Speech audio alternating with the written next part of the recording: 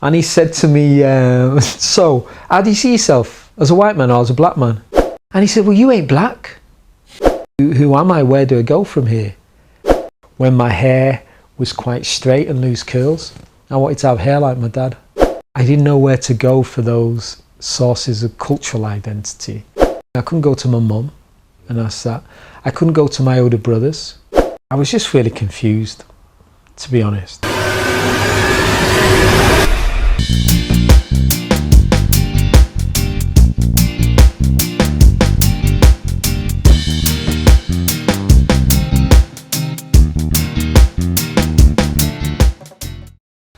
Bradley? Yes, sir. Alright. So, where did it all begin? Okay, well, I was born in Manchester, UK, in a small area in Manchester called Wythenshawe, which is a small housing estate, very close to Manchester Airport. My mum is white English and my dad is black Jamaican. So my mum was born in Manchester in the UK.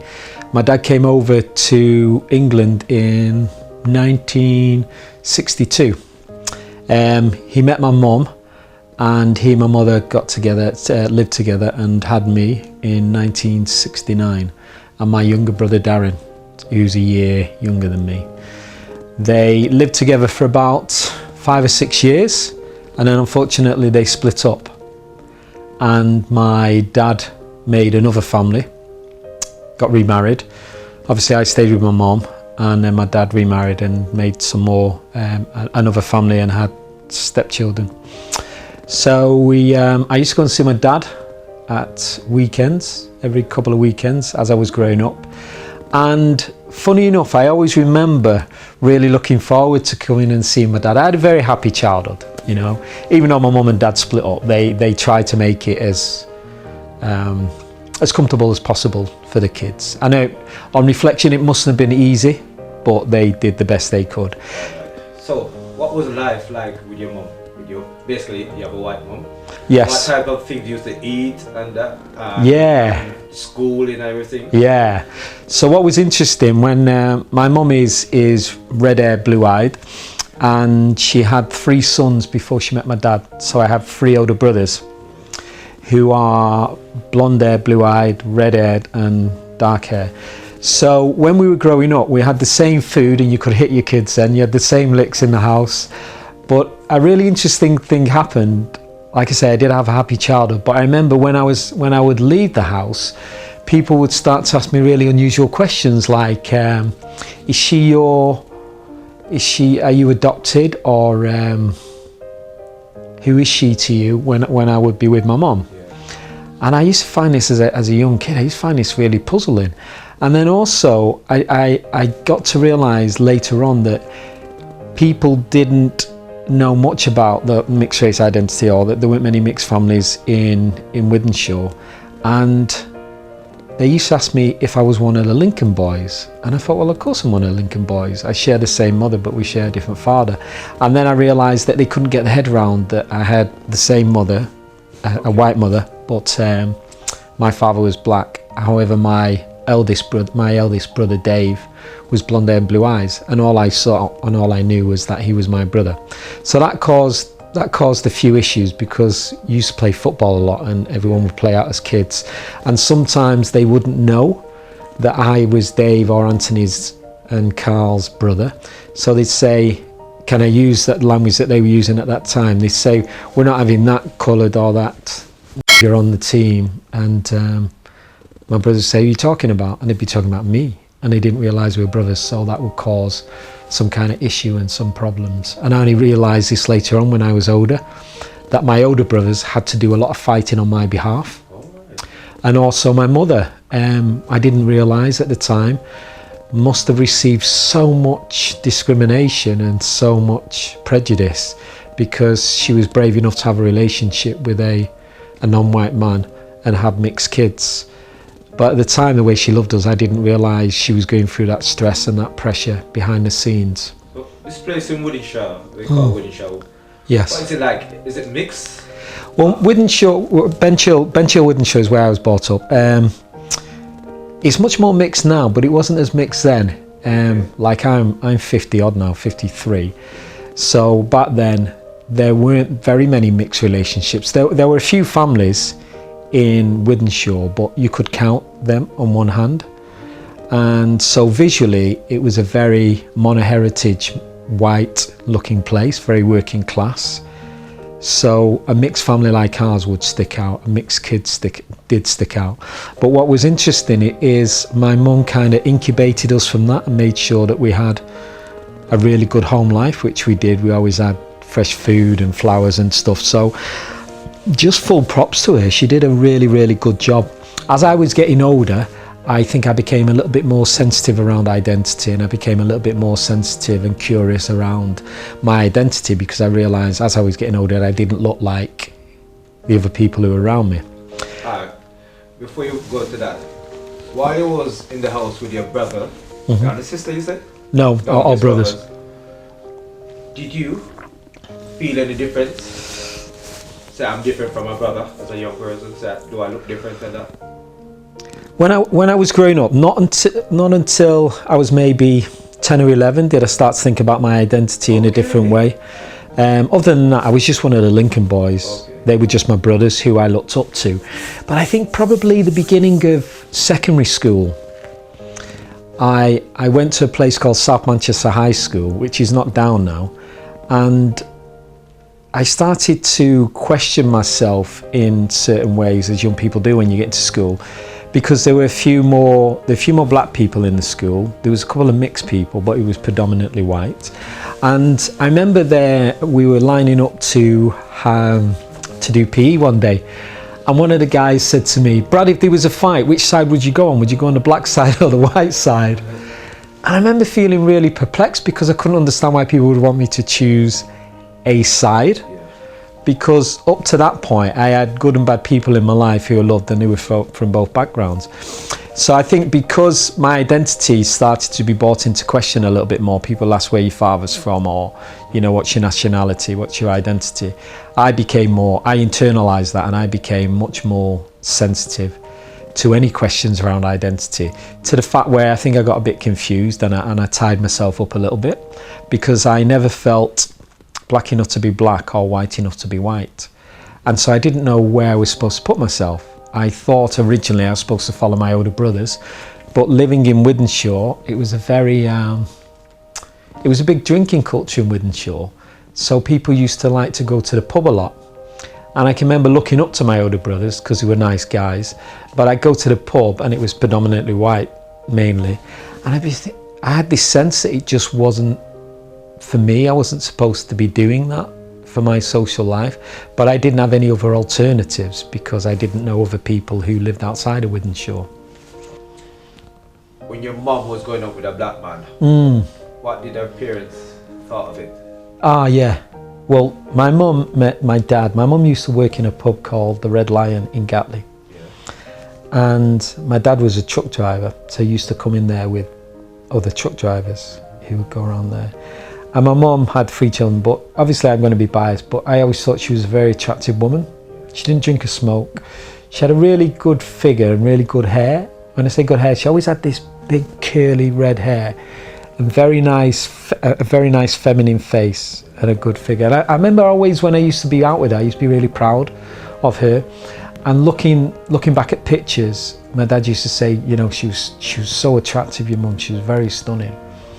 So my dad was one of these truck drivers, but he was the only black man there.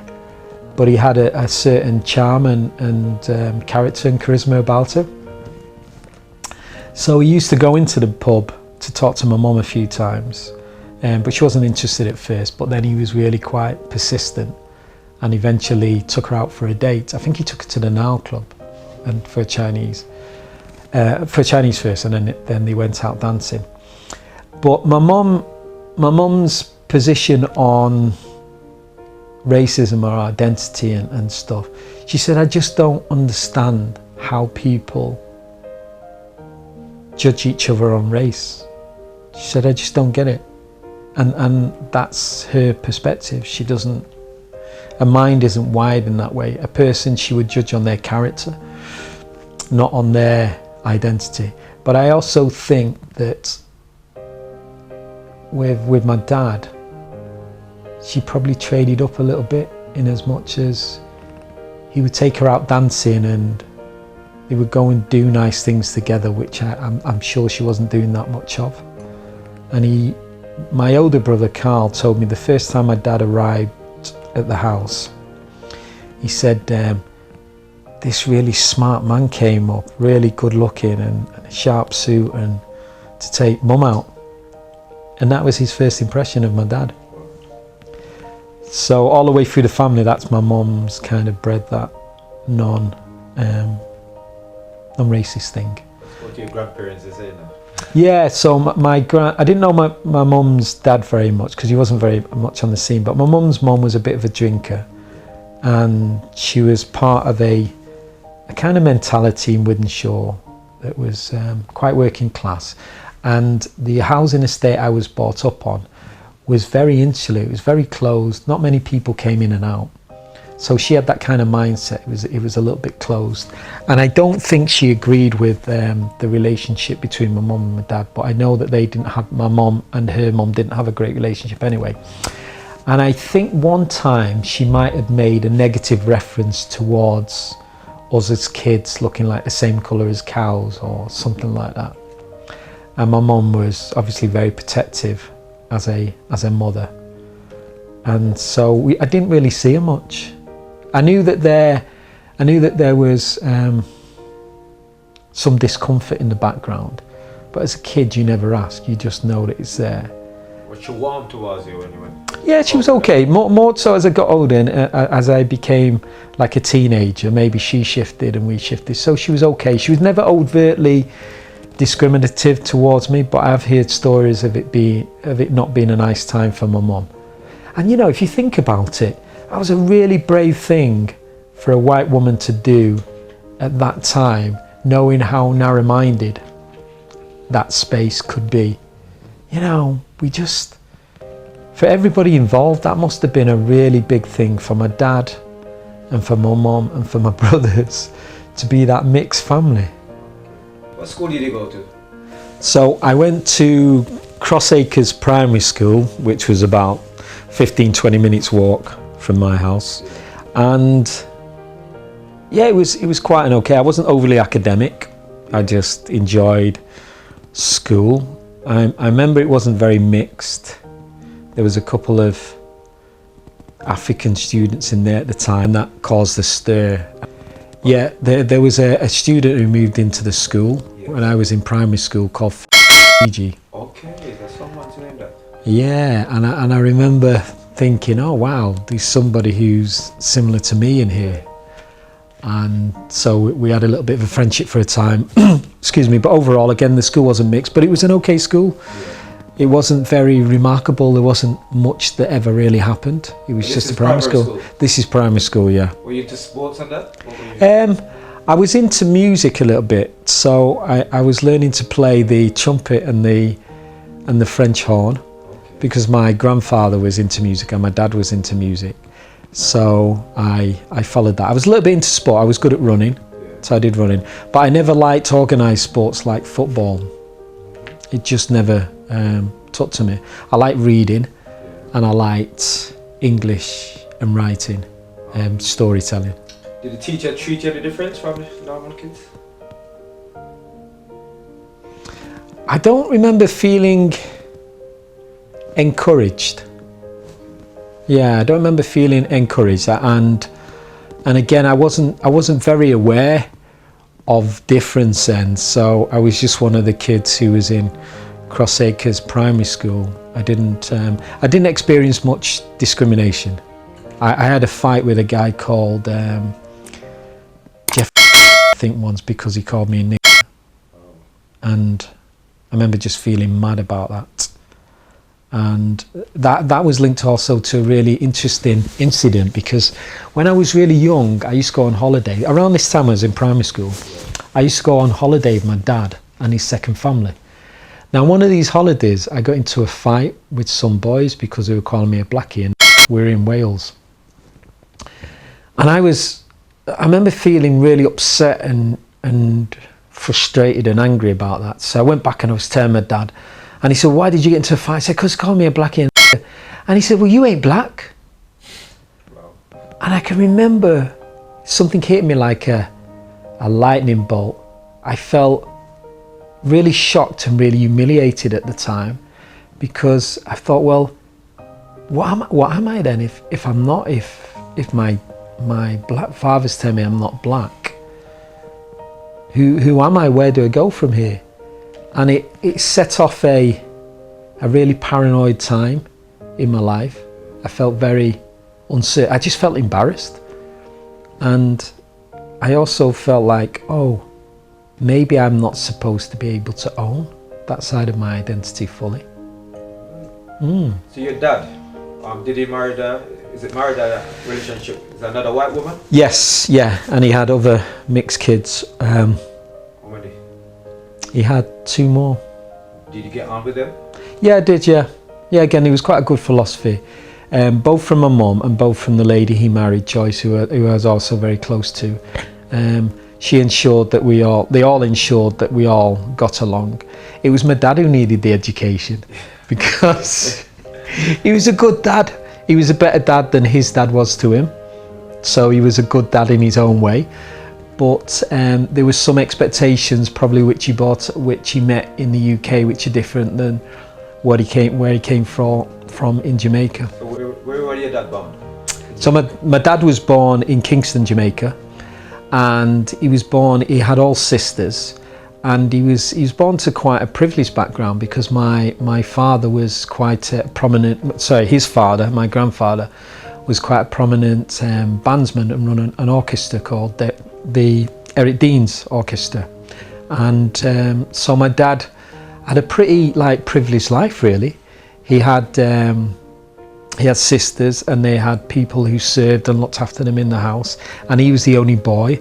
My granddad was travelling away a lot, so they didn't really have a very close relationship, but my dad had all the material needs and possessions he wanted.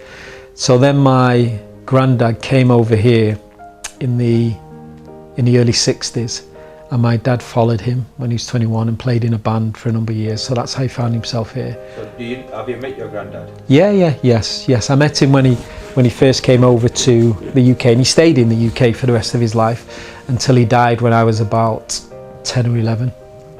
So yeah, I can remember him. I can remember his suits. I seem to think I remember meeting him for the first time and thinking he was really tall. And he was a very elegant man. He held himself in a really straight way, I remember, and he was always very immaculate. And he had, when I'd look in his bedroom, when I'd go to my dad's and see his clothes in my dad's house, he had shoe trees, and I was fascinated that he would put these things in his shoes to keep them straight and in shape. And I think I probably inherited some of his ways and his manner. Yeah, he was a very elegant man. He was very strong on discipline, but there was something just, I'd say just quite respectful about him. You'd look at him and you'd immediately respect him. What was it like going to your dad's when your mom said you're going now? Or did your dad come to pick you up? What happened? Yeah, so my dad used to come and pick me up, and it's funny when you're a child because you're unable to articulate quite accurate emotions. So I knew that my mum and dad didn't like each other. Yeah. I didn't know why, but I knew they didn't like each other. So my dad would come pick me up and he wouldn't come in.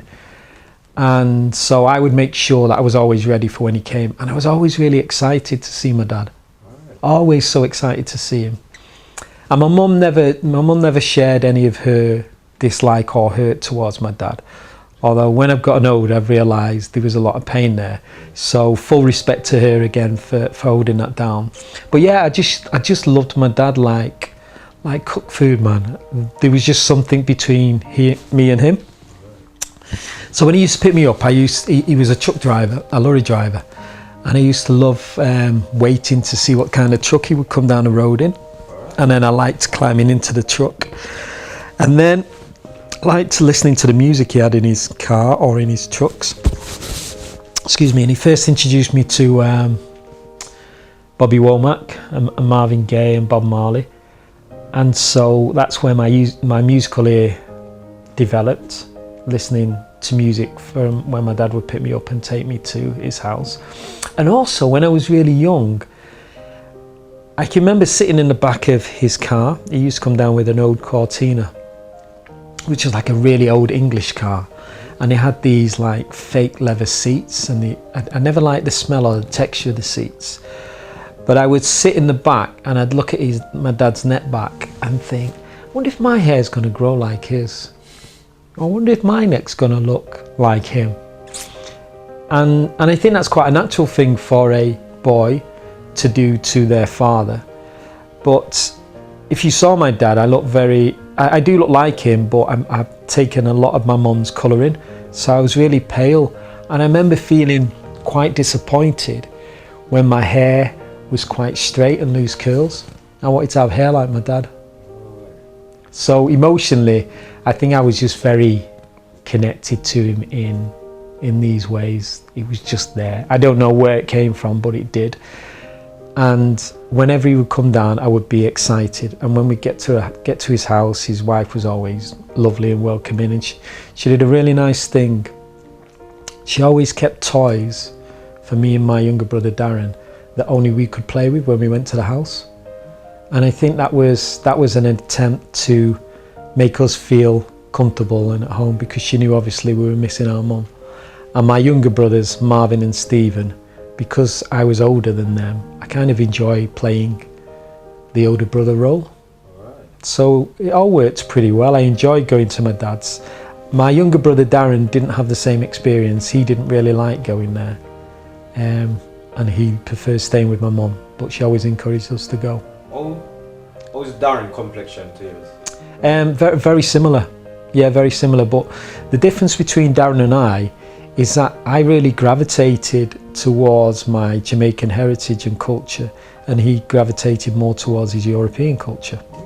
Yeah, like music and food, and if we occasionally go to London and see some of my dad's relatives. He didn't have many relatives over in the UK, but we would go there and I'd be so excited when we drive into Brixton, just the sounds, the movement, the look, and when we go into Miss T and Uncle Zacky's house, I used to love the smell and wonder how I can bring those senses into my life, into my day. Secondary school, what was it like? Yeah, so I went to South Manchester High School, again in Wythenshawe, and mostly it was quite unremarkable. I stayed with the same friends I'd stayed with from primary school, and well, these are black and white friends, are just mainly white friends. Okay. Yeah, it was predominantly white. So yeah, I didn't really make friendships based on identity then. I made friendships based on commonality and what we all like. So the guys I'd been through primary school with, I also knew in secondary school. And I'm quite a loyal person as well. I tend to have long friendships. So I stayed with that group of friends mostly through secondary school. But until we got maybe to about, it was a different system then. You had first year, second year, third year, fourth year, fifth year. So I got to third year, which is now year 10. And I remember feeling I needed to kind of branch out a bit more and try and find some newer other friendships as well. And that was definitely a time in my life when I was beginning to search different parts of my identity, because I realised as we were getting older, me and my friends were going off in different directions. So I wanted to try and pull some different experiences into my life. But I remember thinking at the time, I don't know how. Because my dad didn't have much family over in Manchester, if any at all. So I didn't have much access to my Jamaican heritage. It was only through a few friends in school who I knew had Jamaican parents that I'd start to glean information about. And my dad did a really interesting thing during our teenage years. I noticed he'd kind of assimilated to the point where he'd become more English than Jamaican. Your dad? My dad, yeah. And we'd spoken about this later on in life, but at a time when I was searching for an identity, I knew I didn't feel authentically European white, if you like, and I didn't look like that. But also, I didn't know where to go for those sources of cultural identity to make me feel more part of my Jamaican culture. So it was quite a confusing thing. I couldn't go to my mum and ask that. I couldn't go to my older brothers and ask them. So it was quite a lonely experience for a time in my head, lonely and confusing, because I couldn't figure out how I was going to almost cross that bridge to get more experiences, because I didn't have access to that information and those people. Right. About food, yeah, because your dad had like 2 white ladies. Yes. Obviously, I guess your dad was pushing more to European. Yes. So what can you remember, like the first time you taste like Caribbean food? Yeah, and my mum was a good cook, so she cooked lots of very English dishes. Yeah. When I go to my dad's, his wife would make a special effort to cook chicken, rice and peas and try and give us some more of a Jamaican cuisine. And she did a really good job of that. My dad wasn't a great cook, but he could fry chicken and make dumpling. Okay. So I used to enjoy that, but I thought, food would be my way in to finding something more of my culture. And it was. My dad's wife, who was called Joyce, she's passed now, she did the absolute best that she could to introduce that into our lives, into my life and also her son's life, so we could get it. But my dad, I don't think he realised how important that was for us at that time, until I was about 16. And I was reaching a stage where I was just really confused, to be honest. I was just so confused, and I didn't know where to go with my identity, and I wasn't being accepted by either group, and I felt quite... I stick up in there, what you mean either group? What you mean? Like, did you go to the black area of Manchester, England? Yeah, I started to go to a black area in Manchester, but I didn't feel familiar enough with it then when I was younger, because I felt a bit of a fraud because I was so light-skinned. And then where I was in Wythenshawe, I didn't really look like the lads I'd grown up with. So I felt a bit of a fraud there. This was only my experience. Everybody else would have had different experiences, but because I was just very curious and about these things at an early age. So an interesting thing happened. I was starting to have more frustrating times in myself and almost like rejecting my white culture and not understanding why. And so I had to have a chat with my dad, and my dad was like a typical of what I thought was a typical Jamaican father then. He was just very quiet, just be there in the background, and the women around would run the house and run the conversations and make the decisions.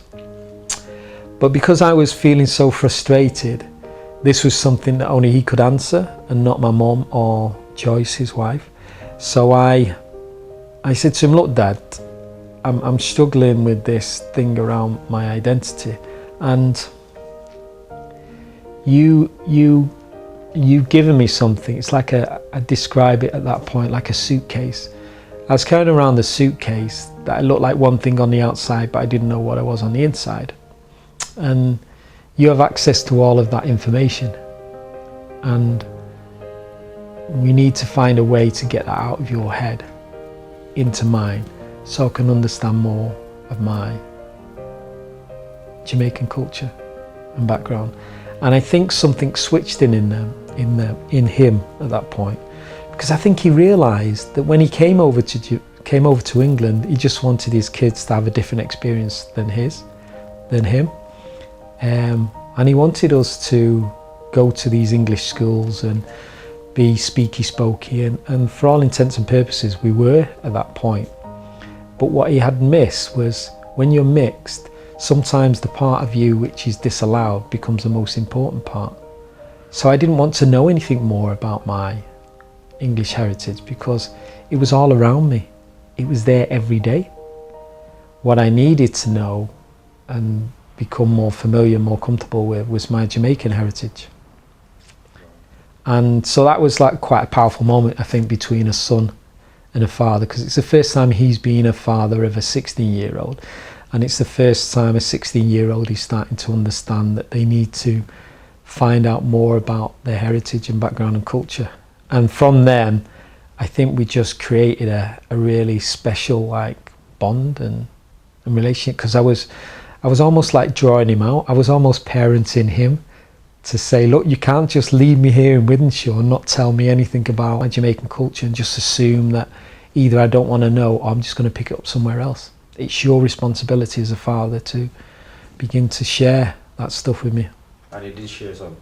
Yeah, man, yeah. And he started to, yeah, just to share. And I think when he came over to the UK, he almost wanted to start a new life, a fresh life.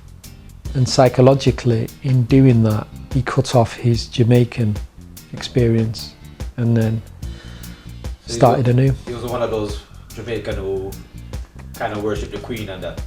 Yeah, absolutely. Yeah. He assimilated, and there's no judgment on my behalf. I just didn't understand it as a kid, and I needed him to share all of that stuff he had in his head. So the most sensible thing to do was to just ask him. Just. Can you remember anything he told you? What your culture? Brother, listen, man. When he started to talk, then I just started to listen. And then I said I would start to contact some of my family in Jamaica. And he would just start to tell me stories of when he was a kid. And that made me draw a picture in my head and understand what it was like for him as a kid.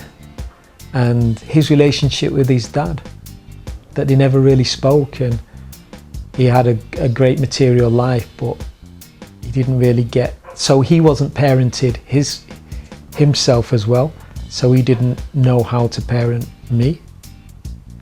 And then find out about all of his sisters and this great heritage and work and legacy that my granddad had left behind, which just more and more just whetted my appetite. You want to know more? Yeah, I wanted to know more, but I kind of went so far with it, because what I did was I then over-identified with everything that was to do with my Jamaican culture. For instance, what? Explain yourself. So for instance, I thought, okay, so I need to grow my hair differently. So I started to grow my hair in little shiny bumps and grow it out big. I needed to create this fake Jamaican accent. So if anybody had asked me something, I'd suck my teeth, or I needed to. I know it was a really like innocent way approaching to it, but stupid. I like when I'd walk, I'd try to do put a little bit of spring in, a little swagger in there, yeah. And all I was doing was I was just crying out to try for people to see me and go, yeah, this is part of who he is. And I felt that part of me was invisible. So I had to make it more visible, and then I had to dilute it and tone it down. But that took some time. Say again? It was overdoing it, is it? Yeah, I was overdoing it because it just felt inauthentic, and I knew that, but that was all I had to go off. And that was my dad's responsibility. It wasn't my mom's. It was my dad's responsibility to start to show me that stuff. I was going to ask a question. Your brother, you have another brother from your dad's side, yeah? Yes. Not with your mom, next one. Yeah. His complexion, is it different? Yeah, we're all quite pale. Is your dad pale then? No, my dad is your complexion. What complexion am I? Oh, sorry, yes. My dad is very dark. Yeah, yeah, very, very dark. Yeah, and my mum is really, really pale. And your white. stepmom? And my stepmom, really pale white as well. Right. Yeah. So their genes are strong. Their genes are strong, they just wiped it out. Yeah. And interestingly, all the way through the family, that's the case. We've all come out really, really light skinned. Oh. Yeah, really, really pale skin. And even like a couple of one of my stepbrothers, not stepbrothers, but my brother to a different mother, has much straighter hair than I do. Wow. Yeah, it was interesting. We all come back with really straight hair. So I think we probably looked a bit more Portuguese or Brazilian. You know, we didn't really look in what I thought was a Jamaican look. And I think that was my thing when I was younger.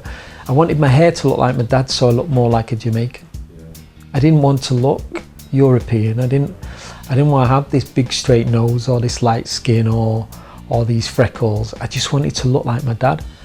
And I think from early on that was something inside of me that I could never articulate. Obviously as I grew older then I got comfortable with my looks, but for a time I was just really, it sounds so silly to say on reflection, but I was really like ashamed of how light skinned I was. Isn't that crazy?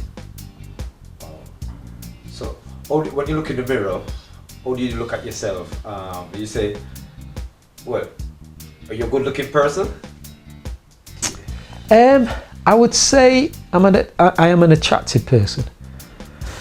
And what I mean by that is, I mean, attractiveness you'll see some people and have really symmetrical faces and really good features. I don't think I have that, but I think I've got an attractiveness. Okay. All right. Girls. Well, this is gonna be a hard one. You got family though. What type of girls were you into when you get into girls? Yeah, first when I was in junior school and primary school and junior schools, it was more proximity, so it was who I was in front of. So they were mainly white girls then. Yeah.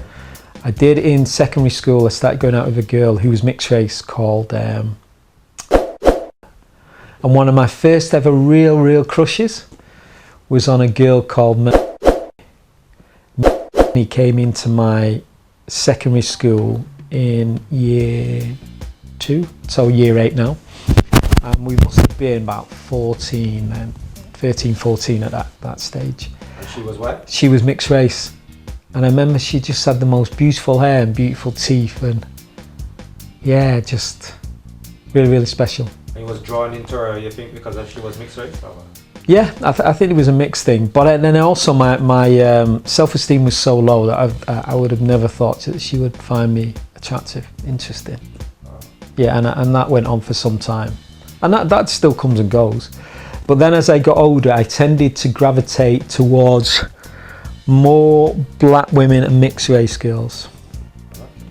Yeah, until I was, I'd say after 3rd year, 4th year, yeah. And they were attracted to me. So it was also a kind of easy thing to do. Right, you just feel comfortable with them? Yeah. Can you remember if you talk about race? Yeah, we did when I was late teens, when I was going through that stage when I was particularly sublime. I would find girls who were more familiar and comfortable with black culture. Right. And they tended to be mixed girls or black girls. And a lot of white girls as well. Because it was an urban identity we were all sharing in Manchester at that time, because MTV was about and music was about, so everyone was moving more towards a non-white kind of lifestyle, music and fashion, and America was influencing the way people talked and walked and looked after themselves. And Jamaica also was really rising in profile in terms of it becoming really cool and people just associating it with a different way. So I gravitated towards anything and anybody who was near and around that. Till then I didn't need to do it anymore, till I actually felt comfortable in my own set. I must tell you something around that time, so this is a bit jump forward. So I did secondary school and then we did college for a few years, and then I went to Jamaica for the first time when I was 21. Okay. Yeah, and I went on my own. Wait. Why would you pick yourself up going to Jamaica as a 21-year-old? Oh man, because my dad was doing the best job he could to try and educate me on his experience of Jamaica, but then as I got older I realised it's not for him to tell me, it's for me to experience and know it myself. And so I had a grandma there, I had uncles, I had aunties. So Have you spoke to them on the phone before? I'd written to them a few times, but there wasn't really a strong sense there because I was actually following my dad's lead. So because he didn't communicate much, we didn't communicate much. But it did get to a point when I realised I've got to do more about this. So I decided to go to Jamaica. So I reached out to them and said, you know, I'd like to come over and stay. Excitement of going to Jamaica, the build-up. Yeah. What was it like? 21-year-old. Brother, it was life-changing. I can remember all of my brothers, my older brothers to my mum, coming to the airport to see me off, and they were excited on my behalf. I think they were just being protected because I was their younger brother and I was leaving the country. But I thought it was a really lovely gesture that they came just to make sure I was okay. And I hadn't really flown much, so flying on a plane on your own was a big thing. Have you been on holiday before this? Yeah, I'd been on a plane before to America, but I obviously hadn't been to the Caribbean. By yourself? Yeah, I went to America on my own as well, yeah. Okay. Yeah. So I was so excited, but I was like full of fear of rejection and that I wasn't enough. So on the flight, I can remember just trying to keep my head good and trying not to panic too much. And when I arrived in Montego Bay, and my uncle, who's called Billy Love, my uncle came to meet me, and I can remember the smells of when I was walking through the airport, and they were so foreign to me, and it was just a warm smell, a nice smell, and walking through security and just looking at the uniforms, and because I was a giddy first time traveller, I was expecting people to welcome me and go, oh yeah, nice to have you here. And I was just met with this like tight lip, you know, what are you here for? You're going to see. It was very different to what I imagined was going to go on. So I came through passport control, and then I went to get my bag, and I was looking around and I thought, wow, I'm really in a black country. You know, it just struck me. And then I got my bag off the carousel and I walked out, and I had like a picture of my uncle, but I'd never met him. So then I walked outside, and I can remember the heat hitting me like a blanket. It just came over me, and I started sweating immediately. And there was all of these different noises that I wasn't familiar with. It was just the sound of Jamaican patois. Really, like the volume of it was really heightened at that time, because all my senses were new.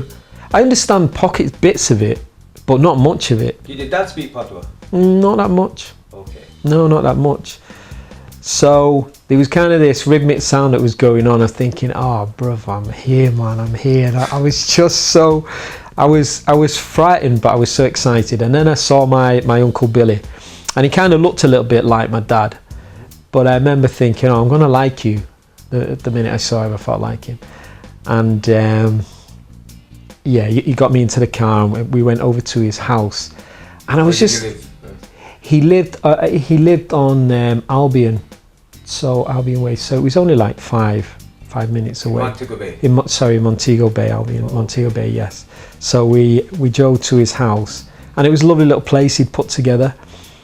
And I always remember walking in, and there was like lots of plastic on the furniture. Yeah. And it was only a 1-bedroom spot.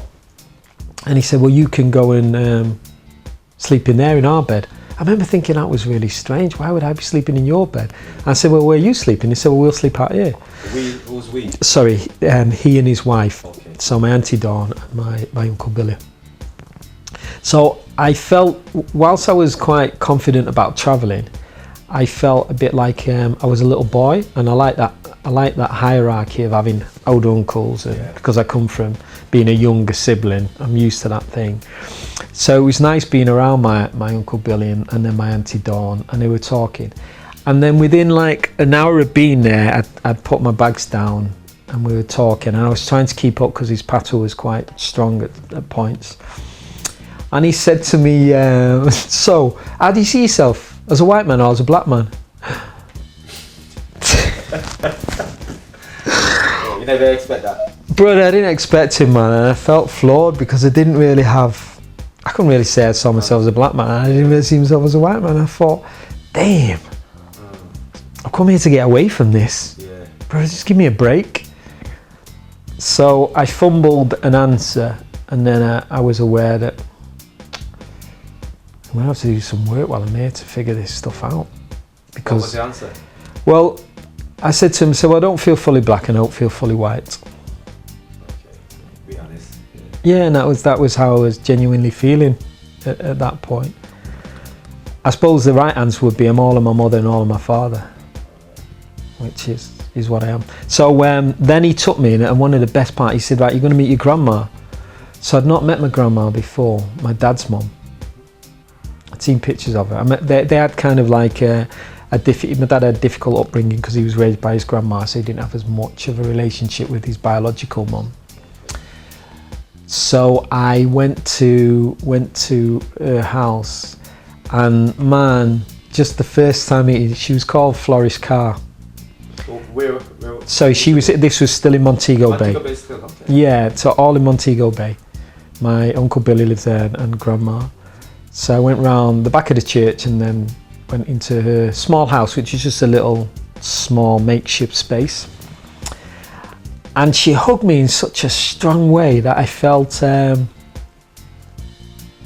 just felt accepted. She hugged me like a grandma hugs a grandson. Okay. And I didn't really... Straight away, man. Straight away. And there was a different kind of ease in that relationship. I didn't have a great relationship with my mum's mum because she was slightly racist. So it caused some issues. So meeting this grandma who just like looked at me she just looked right into me. Yeah. And we got on straight away. And I can remember, I can still feel that warmth of that hug of her around me. She was really small as well, but really incredibly strong. And so for the rest, I was there for about 6 weeks. I spent the first 3 weeks in Montego Bay, and I spent as much time as I could with my grandma.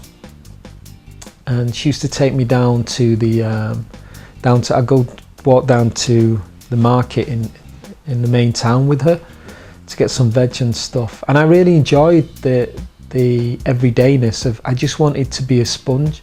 I wanted to soak everything up. So I wanted to walk everywhere, I wanted to eat everything, I wanted to listen to everything. There wasn't anything off boundaries for me. And I loved walking down to the market with her because I thought, I've not had these experiences and I don't know how long I'm going to have them again, so I need to almost be completely present when I'm with her.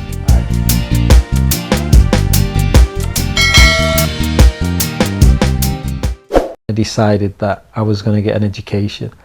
I'm fully absorbed in all of my Jamaican culture and I tend to gravitate towards that. He had COPD. Somebody has to tell a child that the parent has gone. So I moved the table and he was laid down and he was unconscious. It's hard for a kid to lose a parent that way, especially when you're as close as we were. It's deeply personal, it's not political. So your alliances to both parent groups are equally as strong oftentimes. Looking for? First we look for kids who are playing football so we can give them a vest. Yeah. It's not in his plant. Yeah. And then the clothes too, we just pass to a community who we think they really need it.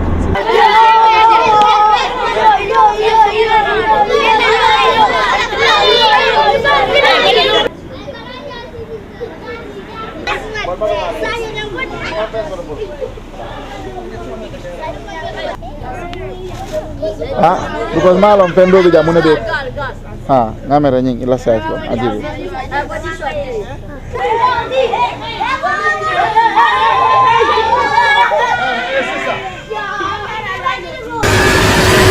I run a company called Zen Construction, and I'm using my company to actually build a hotel. So this hotel is designed to get like more foreigners in, or local people as well?